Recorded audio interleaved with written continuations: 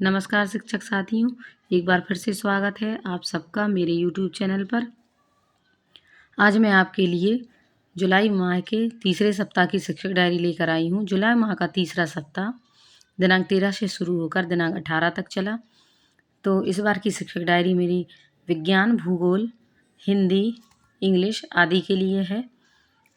तो यहाँ मैंने जीव जगत पाठ लिया है कक्षा 6 में, वहाँ सजीव निर्जीव लिया है टॉपिक। तो प्रकरण को दैनिक जीवन से जोड़ते हुए सजीव व निर्जीव के बारे में समझाया जाएगा।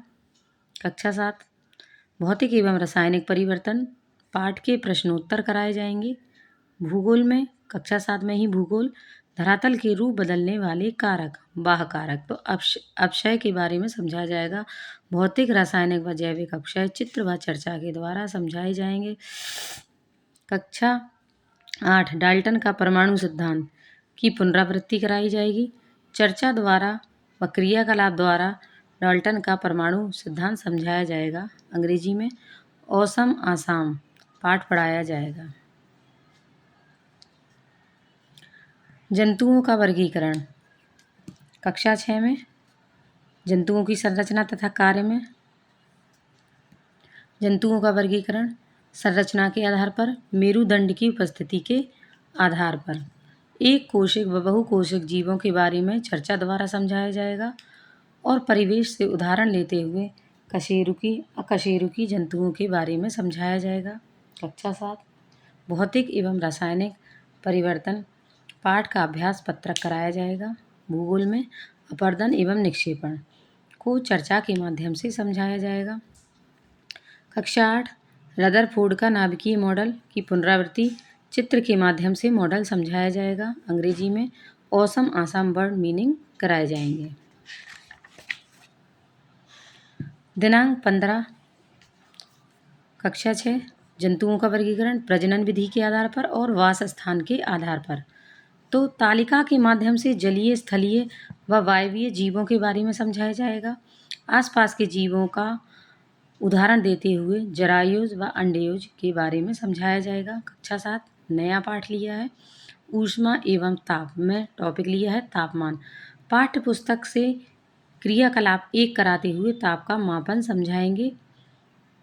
या भूगोल में जलप्रपात, हिमानी, बालू का स्तूप को चित्र व चर्चा के द्वारा समझाया जाएगा। कक्षा 8 नील्स बोर का परमाणु मॉडल चित्र के द्वारा व चर्चा के द्वारा समझाया जाएगा। अंग्रेजी में औसम आसाम चैप्टर के क्वेश्चन आंसर कराए जाएंगे। दिनांक 16 कक्षा 6 पौधों का वर्गीकरण पुष्प के आधार पर। तो पर्यावरण से पुष्पी पौधे व अपुष्पी पौधे दिखाते हुए उनके बारे में बताया जाएगा। कक्षा 7 ऊष्मा की अवधारणा क्रियाकलाप 2 एवं 3 कराते हुए ऊष्मा के विषय में समझाएंगे। अंग्रेजी mister garbage and Mrs polythene पाठ पढ़ाया जाएगा। कठिन शब्दों का अर्थ स्पष्ट किया जाएगा। कक्षा 8 परमाणु की संरचना प्रश्नोत्तर कराए जाएंगे प्रश्न संख्या 1 से 5 तक। यहाँ कक्षा 8 में पर्यावरण में टॉपिक है अपशिष्ट एवं उसका निस्तारण। तो ठोस, द्रव व गैसीय अपशिष्ट के बारे में तालिका के द्वारा समझाएंगे। दिनांक 17 कक्षा 6 पौधों का वर्गीकरण आकार के आधार पर और आयु के आधार पर। शाक, झाड़ी, वृक्ष के बारे में विद्यालय के बगीचे का भ्रमण कराएंगे और उनके बारे में समझाएंगे।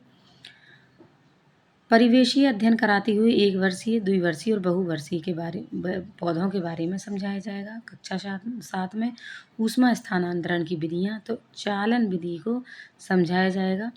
प्रयोग कराते हुए ऊष्मा स्थानांतरण की चालन विधि समझाएंगे।